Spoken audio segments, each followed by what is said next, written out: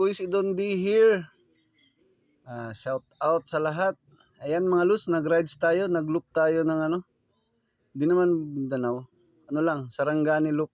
So nag-start tayo sa Digos, Don Marcelino, Jose Abad Santos, Malita, Santa Maria. Ayan. Pauwi ng pabalik ng Digos ulit. So mabahabang biyahe yan mga lods. Naabot kami ng ano. Halos isang araw kasi nag-stop kami, stop. Marami kaming na-stop ng mga view. Kasi paminsan-minsan lang natin makita itong mga lods. Ang dagat mga lods, oh. Dulo na kasi itong mga lods ng Mindanao. Kaya ang ganda ng dagat. Lakas ng ano, lakas ng hangin. Ang laki ng mga alon. Tapos malinis na malinis mga lods. Yan. Di ka lang pwedeng maligo ng ano mga lods. Kailangan magaling kang lumangoy dyan. Kasi open sea na yan mga lods.